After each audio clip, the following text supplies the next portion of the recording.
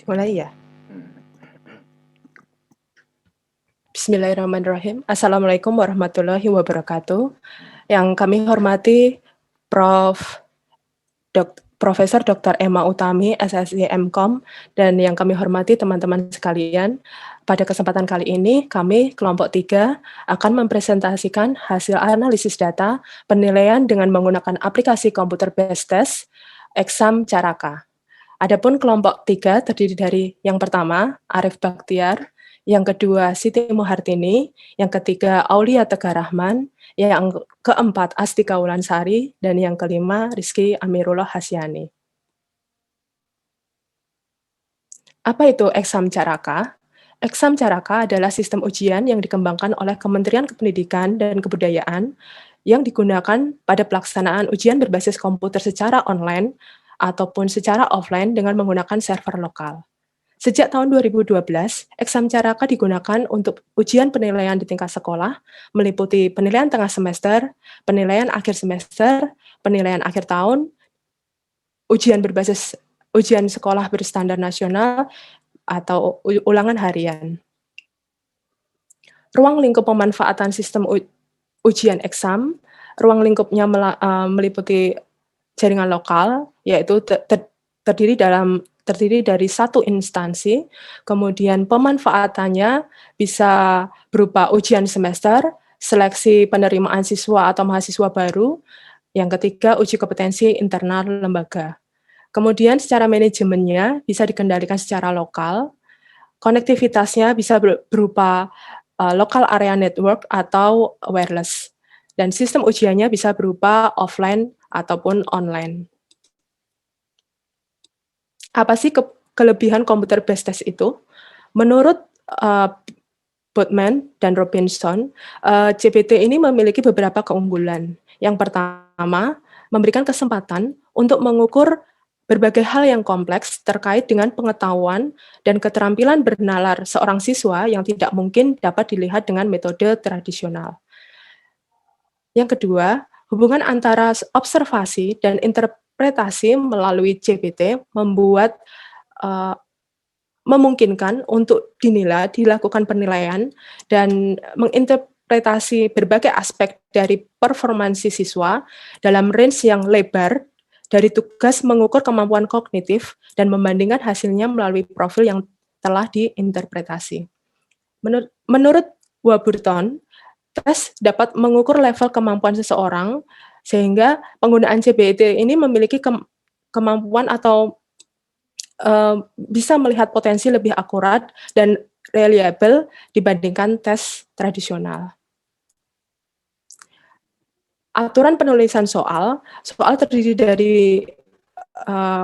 terdiri atas soal dalam bentuk pilihan ganda, terdiri atas pokok soal dan 5 pilihan jawaban. Pilihan jawaban ini terdiri atas jawaban yang benar atau jawaban yang paling tepat dan jawaban pengecoh. Kaidah penulisan soalnya sebagai berikut. Yang pertama, materinya, soal sesuai dengan indikator. Yang kedua, materi yang diukur sesuai dengan kompetensi. Yang ketiga, pilihan jawabannya homogen dan logis. Yang keempat, hanya ada satu kunci jawaban yang tepat. Konstruksinya, yang pertama, pokok soal dirumuskan dengan singkat, jelas, dan tegas. Yang kedua, rumusan pokok soal dan pilihan jawaban merupakan pernyataan yang diperlukan saja. Yang ketiga, tidak memberikan petunjuk kunci jawaban. Yang kelima, pokok soal tidak menggunakan pernyataan negatif ganda. Yang keenam, gambar, grafik, tabel, diagram harus jelas dan berfungsi. Yang ketujuh, panjang rumusan pilihan jawaban relatif sama. Kedelapan, pilihan jawaban tidak menggunakan pernyataan semua jawaban benar atau semua jawaban salah. 9. Pilihan jawaban dapat berbentuk angka dan waktu disusun berdasarkan besar kecilnya angka atau kronologis kejadian. Yang ke-10, butir soal tidak tergantung pada jawaban soal sebelumnya. Objek data yang pertama adalah berupa soal ujian, yang kedua nilai ujian siswa, yang ketiga durasi waktu pengerjaan soal. Sumber data, pada analisis data kali ini kita mengambil sumber data dari SMK Negeri 1 Donoharjo, Kabupaten Pacitan, Jawa Timur. Ragam bentuk datanya ada 2, berupa teks dan berupa angka. Dasar hukum yang kami jadikan alasan dalam melakukan analisis ini, kita merujuk pada Peraturan Pemerintah Nomor 19 Tahun 2005 tentang Standar Nasional Pendidikan, di mana pada pasal 64 ayat 1 menyatakan bahwa penilaian hasil belajar yang dilakukan oleh seorang guru dapat dilakukan secara berkesinambungan untuk memantau proses, kemajuan, dan perbaikan hasil dalam bentuk ulangan harian, ulangan tengah semester, ulangan akhir semester, dan ulangan kenaikan kelas. Selanjutnya, slide selanjutnya akan dijelaskan oleh teman saya. Mengapa perlu dianalisis? Satu, untuk mendeskripsikan tingkat kesulitan siswa dalam mencapai proses belajar dengan meninjau kembali hasil ulangan atau ujian siswa. Dua, bagi pendidik sebagai acuan untuk perbaikan pembelajaran peserta didik secara berkesinambungan berdasarkan standar penilaian. Tiga, bagi satuan pendidik sebagai acuan untuk menilai pencapaian kompetensi peserta didik pada semua mata pelajaran dalam bentuk profil kompetensi, sumber dari Peraturan Pemerintah Nomor 19. Aturan yang menjadi dasar analisis data yaitu Peraturan Pemerintah Nomor 19 Tahun 2005 tentang Standar Nasional Pendidikan dari Departemen Pendidikan Nasional. Selanjutnya dijelaskan oleh Kak Siti. Untuk proses pengumpulan datanya sendiri, soal dari penguji akan dimasukkan ke operator ujian, yang mana nanti operator ujian akan menginputkan soal ke dalam aplikasi Exam Caraka. Aplikasi Exam Caraka ini sendiri nantinya akan menyimpan data soal dari penguji ke dalam database PHP MyAdmin untuk proses analisa data dan sebagai data yang digunakan untuk ujian siswa. Pengambilan data dilakukan dengan cara masuk pada direktori PHP MyAdmin dengan mengakses browser pada alamat http://smkn1donorojo.ddns.net /28416/phpMyAdmin. Data yang telah diekspor kami proses manual dikarenakan data soal tidak bisa diunduh atau keterbatasan akses program. Untuk relasi yang ada di dalam tabel Exam Caraka sendiri, itu terdiri dari 7 tabel. Ada tabel kelas, tabel peserta, tabel mapel, tabel bank, tabel tiket, tabel jadwal, dan tabel hasil. Next. Untuk rancangan database Exam Caraka sendiri, kami memiliki kendala dalam menampilkan data soal.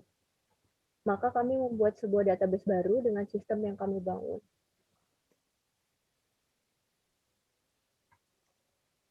Berikut rancangan IRD yang kami sesuaikan dengan kebutuhan yang ada.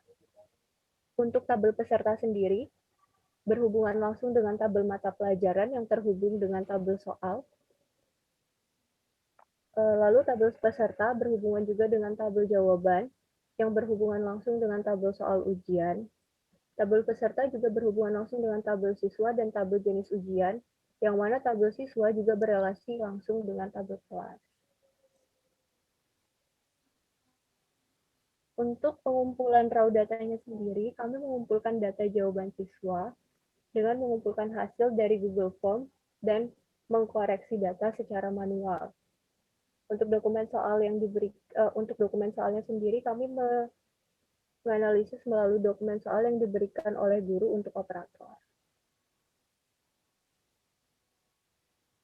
Berikut contoh data soal ujian yang kami kumpulkan dari lembar soal ujian secara manual.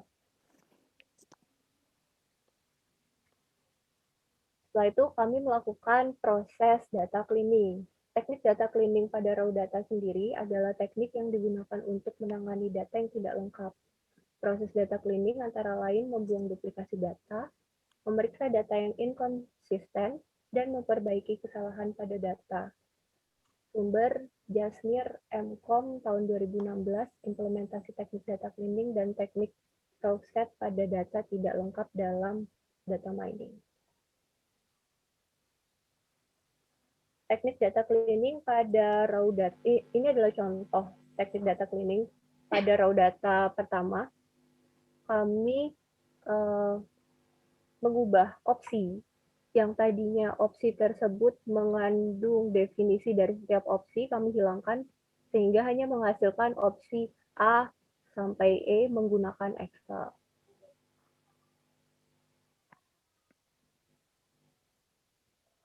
Berikut hasil analisis data. Berikut tampilan pengelompokan jenis data. Sistem yang kami bangun sendiri menampilkan data guru, data siswa, data kelas, dan data soal yang kami sesuaikan dengan rancangan IRD yang kami buat sebelumnya. Data siswa dan data mata pelajaran dan data peserta ujian dihubungkan sehingga menampilkan hasil penilaian siswa dan mengetahui hasil analisa kemampuan siswa dalam menjawab setiap butir soal.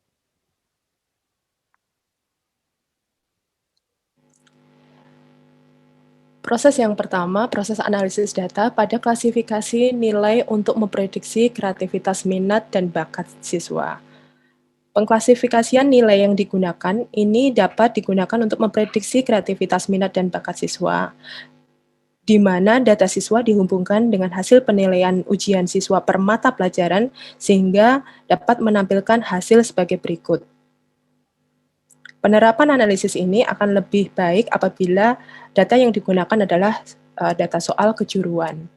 Data tersebut menunjukkan bahwa klasifikasi nilai yang diperoleh siswa dalam ujian dapat menjadi acuan pengambilan keputusan pekerjaan apa yang sesuai dengan keahlian atau kompetensi setiap siswa. Yang kedua adalah hubungan antar durasi waktu pengerjaan dan nilai terhadap kualitas soal. Hasil analisis ini menunjukkan bahwa kualitas soal tergolong baik karena range nilai cukup menyebar. Durasi waktu yang dihasilkan sama. Jika nilai rata-rata diketahui 43 dan durasi rata-rata 1 jam, maka bisa ditarik kesimpulan bahwa kemampuan literasi siswa rendah. Literasi adalah kemampuan mengakses, memahami, dan menggunakan sesuatu secara cerdas melalui berbagai aktivitas antara lain membaca, melihat, menyimak, menulis, dan berbicara. Sumber Kemendikbud 2016. Pada contoh kali ini, kami mengambil contoh data mata pelajaran bahasa Inggris. Di sini kami mencari nilai rata-rata durasi yang dihabiskan siswa dalam mengerjakan soal bahasa Inggris, durasi maksimal, durasi minimal, rata-rata nilai, nilai maksimal, dan nilai minimal. Dari hasil perbandingan ini, dapat dilihat bahwa dari dua kelas yang berbeda, nilai maksimal dan minimal memiliki interval yang tidak jauh berbeda satu sama lain. Sama halnya dengan durasi yang dibutuhkan dalam mengerjakan soal.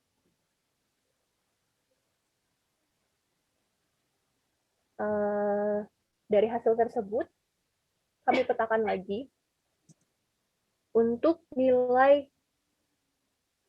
maksimal itu membutuhkan waktu sebanyak 1 jam dengan nilai 80, dan untuk durasi minimal membutuhkan waktu 58 menit dengan nilai 8. Dibandingkan dengan kelas yang lain, durasi yang dibutuhkan adalah selama 1 jam 56 menit 55 detik dengan perolehan nilai 28, lalu durasi minimal 20 menit 54 detik dengan nilai 20. Dari hasil tersebut, dapat disimpulkan bahwa durasi pengerjaan soal tidak berpengaruh terhadap nilai. Namun nilai maksimal membutuhkan durasi pengerjaan yang lebih lama dari nilai minimal. Yang ketiga ialah pengkategorian nilai siswa, yaitu kami menggunakan teknik analisis data yang digunakan dalam penelitian ini adalah teknik analisis kuantitatif dengan mengkategorikan rata-rata nilai siswa menjadi sangat tinggi, cukup, rendah, dan sangat rendah, di mana sangat tinggi itu di antara rentang 100 sampai 90, terus yang tinggi yaitu 80 sampai 71, terus yang cukup 61 sampai 70, dan yang lainnya adalah rendah dan sangat rendah. Ini untuk mengetahui kualitas siswa dalam pengerjaan soal ujian. Hasilnya sebagai berikut yang di tabel itu. Next. Di sini kami mencoba mengkategorikan masing-masing yang ada, yaitu sangat rendah, tinggi, rendah, cukup, dan sangat tinggi, yang dimana untuk tinggi menghasilkan 1 siswa, untuk rendah itu 10 siswa, untuk cukup itu 3, yang lainnya adalah 64. Next. Hasil dari presentasi kategori ialah ternyata dari analisis kami, yaitu siswa sangat rendah itu 84% dan rendah itu 11%, cukup itu 3%, dan tinggi adalah 1%. Next.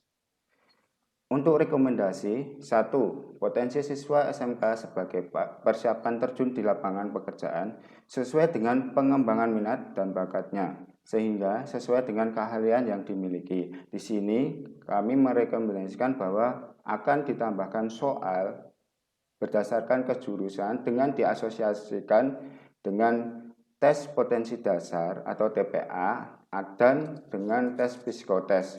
Kedua, di sekolah gencar dilaksanakan program literasi yang berimbang dan berlangsung pada semua kurikulum, membuat siswa berpikir secara kritis dan memperkuat nilai kepribadian, mempertajam diri dalam menangkap suatu informasi dari sebuah bacaan dan melatih kemampuan berpikir dan menganalisa. 3. Peningkatan kualitas pelaksanaan ujian dan mutu pendidikan. Sekian, terima kasih.